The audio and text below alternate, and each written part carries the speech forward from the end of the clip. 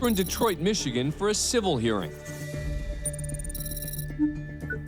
Lisa Lang has filed a suit against her brother, Vincent Lang, for $972. The dispute is over a headstone that Lisa claims to have purchased for their mother's burial site. Today, the siblings appear without attorneys before Judge Herman Marable. As things get started, Vincent appears to be having some technical problems. Is there some special effect on your camera? No, sir. I don't know why he's doing that. Just the first time I ever did that. All right. So, ma'am, so you're suing him for $972 because is that what you paid for the headstone that you did? Yes, I paid $600 for the marker and $372 for the installation. So, ma'am, you're asking for an adjournment? I would. My brother and I have a court date on July 26th for my mother's estate. My brother did some illegal things, and No, we need to get this sorted out. Yes, you did. Judge, I gave you a packet with a lot of documents in it. It'll explain everything. Whenever she thinks she's about to lose in probate court, you don't tell the truth. She runs to the 67th court and tries to that's not the do truth. voluminous things, voluminous unnecessary court cases. That's not the truth. We've been in Judge Gwynn, we've been in Judge Marcus. Hang on, stop. Did you provide her a copy of what's in this packet? No, he did not. I didn't ask you, ma'am. I asked him. Judge Marable seems to be getting frustrated. Did you provide her with what's in the packet? No, sir. I wasn't able to because we just came out of probate court last week. They're trying to unravel the money that she stole. I didn't steal any money. She's trying to circumvent probate court. I am not trying to circumvent probate court because I don't understand. My brother deeded a house to himself. He lied and said that my mother had passed away 5 months ago, but she had passed away a year and a half. So that was dismissed and he lost the case. No, I did not lose the case. Yes, you did. I did not lose the case, yes, Judge you Marable. did. Judge Marable. Boy, you know what? I can hardly wait to deal with the two of you. That was sarcasm. Oh, I didn't. I can hardly wait to deal with the two of you. Oh. I'm so excited at the prospect of warring siblings. It's just going to be great. Better than one of those court shows on TV. I can hardly wait. Now, you know I'm being sarcastic. I know you are, sir, and I hate that we have to be here, but so never mind that. Let's deal with the legality. All right? Yes, sir. If there is a case pending in probate to resolve issues regarding the estate, then that's where this ought to be dealt with. I agree. I bought that house from the Land Bank Authority. Ms. Lang tried to steal it and give it. No, I didn't. He's been a tenant for 16 years. Okay, all right. He has not been a tenant. He paid you for that house. No, quiet. I got the case. How would you know? I got it. He paid you for that house. How would you know? You guys need to mute them. By now, the judge has had enough. I told them to stop talking and they're talking. Mute them.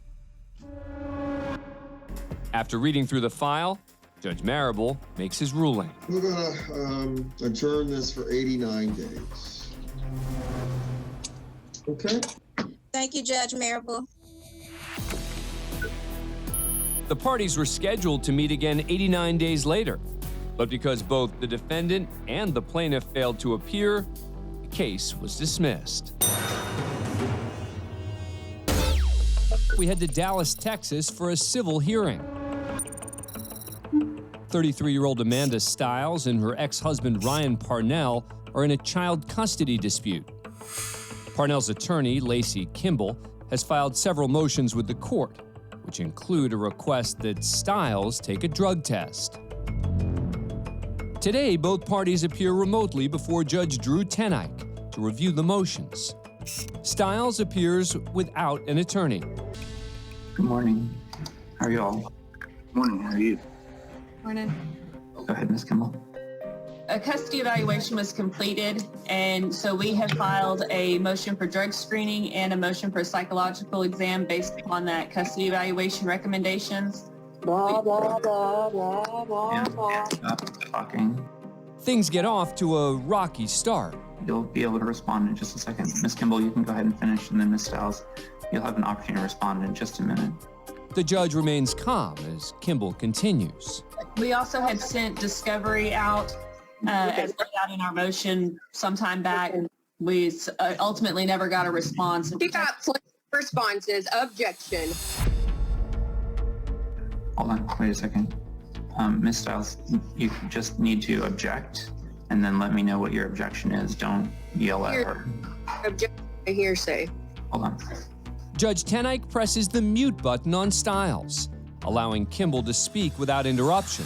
And then we have an order to compel Ms. Stiles to provide dates for a deposition. All right, so Ms. Stiles, I'm sending you a prompt to unmute. If you just unmute yourself, you can respond. Despite her disruptive behavior, the judge moves forward, attempting to get Stiles' responses to the 4 motions in question. Do you have an objection to taking a drug test? I use marijuana daily. All day, every day. Okay. So I'm glad to take the drug test. Stop. Okay, go. It's going to be on his expense, but Stop. I'm pretty low key. We're in court. You need to be respectful. Just say Judge Tenike. Okay, it's pretty easy. So you use marijuana all day, every day? Not really all day, every day, but I use it daily, if that helps you with your interpretations. Mr. Low-Key Honorable Judge Tenike. I'm not interpreting. I just said what you said. Okay.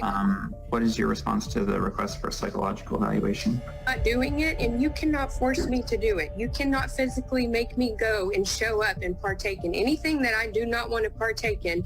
Yes or no? Do you agree or not agree? You don't get to ask me questions right now. What's your response to their motion to compel? Have you read their discovery? Ma'am, you need to answer my question. I answered your question. All right. By now, even this low-key judge seems to be losing patience. So I'm going to warn you that it is completely inappropriate to swear like that in court. Stiles then pushes her camera away.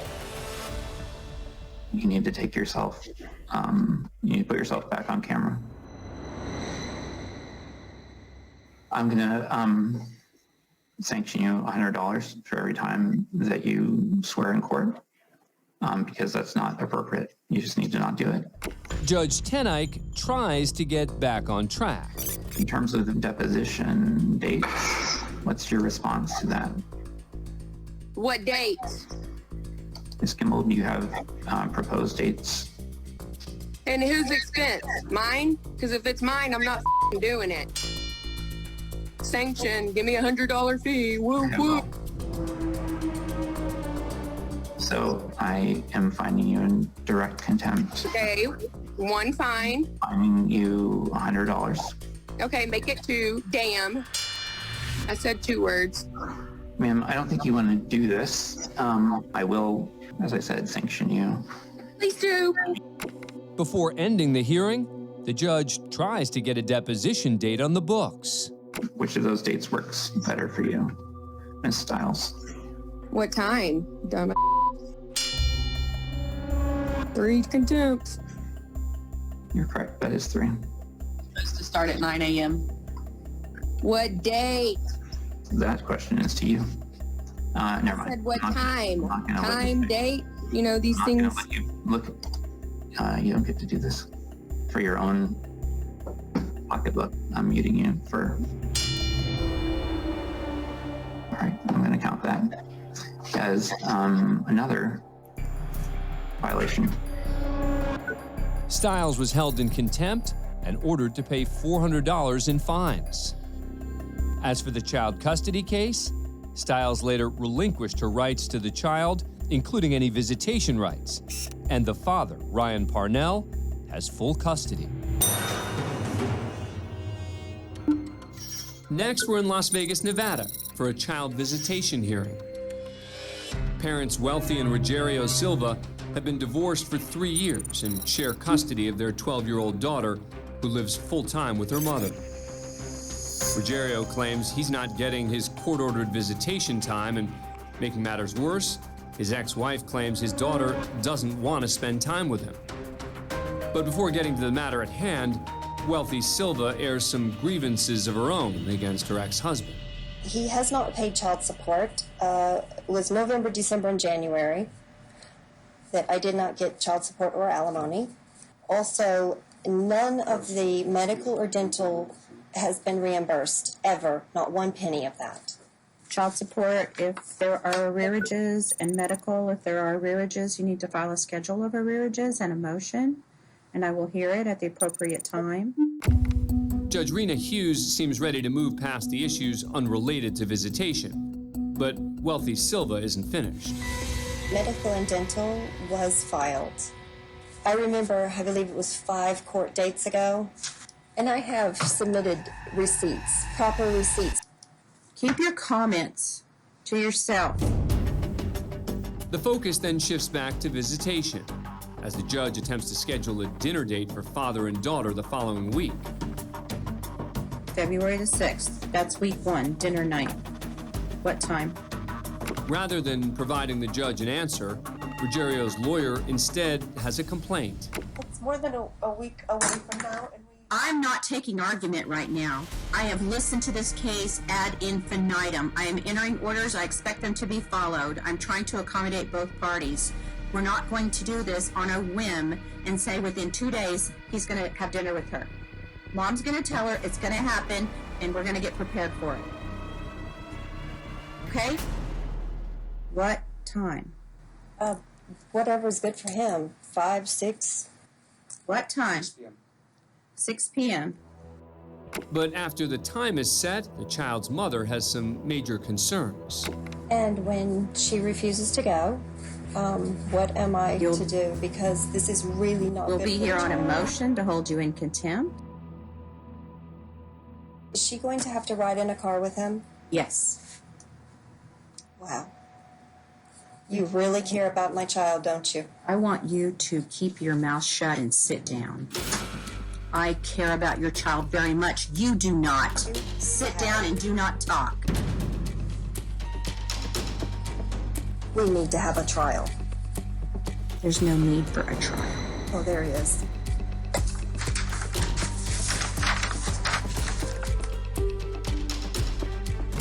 Finally, the tension-filled silence is broken by a threat from the judge. If there is contempt, and if there is withholding of the child, we will have a trial. Do you understand me clearly? You will lose custody.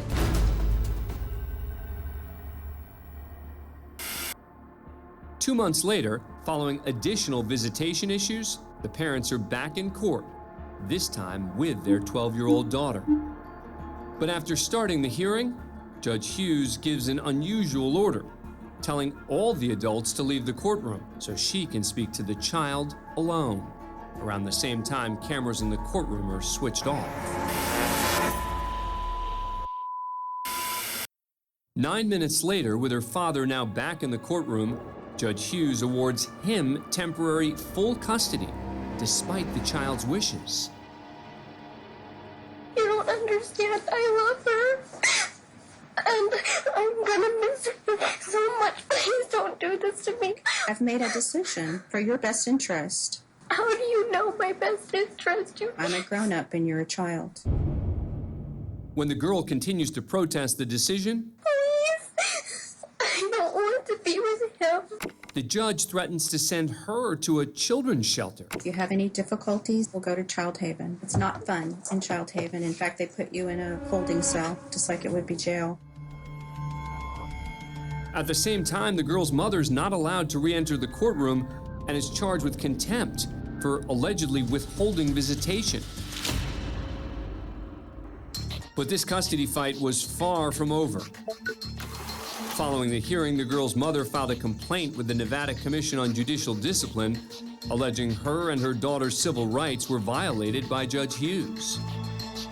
In response, the commission ruled that Judge Hughes did in fact violate judicial code and due process by holding the mother in contempt and not allowing her to be heard during the hearing.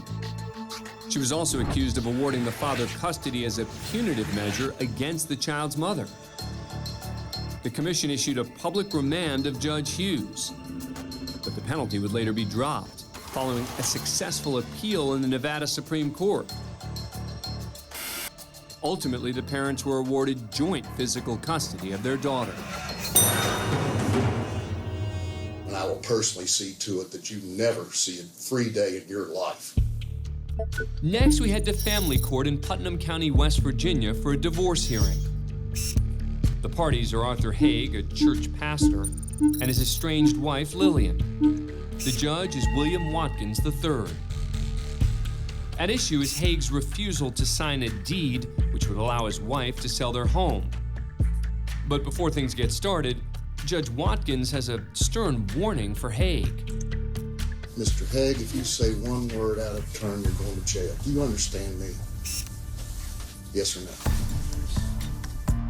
Judge Watkins is angry with Haig because he believes the pastor revealed personal information about him through the media. After we closed here, you went out there and talked to a reporter. This morning, I now see an article with a picture of my home. My home on the front page. Shut up! Don't tell you to speak! My wife is disabled. She's there alone. And you disgusting piece of... You put up our picture of my house. I swear to you, I'm holding you personally responsible for anything that happens at my house. I promise you that if I so much as see somebody blanking at my home, my wife, my family, you and me are going to have a problem. Haig's name was not mentioned in the article, which was about Judge Watson's standing in a local homeowners association. But that doesn't stop him from continuing his attack. It's disgraceful. Well, buddy, it's personal. And I promise you, you will not hear the end of it from me. You know, when you threaten my family, I will personally see to it that you never see a free day in your life. You understand that? You're going to jail. I swear to God. Watkins eventually calms down and tries to get back on track. You swear testimony about to give you the truth, whole truth, nothing but the truth, self to God. Yes. Ms. Wallace, what's the nature of your motion? Yep. The closing attorney is requiring his signature. All right, Mr. Haig, what's your response? My response is I cannot sign this because it's against my conviction. Watkins rules against Haig and says he must sign the deed and pay a third party to expedite the process. I'm going to direct that Mr. Haig pay him the sum of $500 for his services no later than Friday. I'll sign it. I don't have that kind of money. I don't care. You'll find it. It's a damn lie, and you know it's a damn lie. I cannot. Shut up. I didn't tell you to talk. Did I tell you to talk? What did I tell you right at the beginning of the hearing? Are you deaf? Huh? The judge ultimately rules in favor of Lillian Haig and orders the pastor to pay a number of expenses once the house is sold. Shut up. I didn't ask you to speak. But Haig has his own response when he files a complaint against Watkins with the Judicial Investigation Commission. Judge Watkins admits to overreacting and recuses himself from the case. But it doesn't end there. It's later determined that Judge Watkins has a history of berating litigants and attorneys. I don't travel. Ma'am, I didn't ask you for a speech. I'm not. Well, I'm not. You know, you say Hush. that. What, you think this is funny? You want to No, go to jail I don't, now? sir, I don't. Then I shut don't up. think it's... Take his ass into custody. I'm tired of it. Watkins' case makes it to the West Virginia Court of Appeals, where he's censured for 24 violations, including his offensive language and failing to complete required tasks like entering protective orders into the state's registry. Watkins is suspended without pay for the remaining 4 years of his term.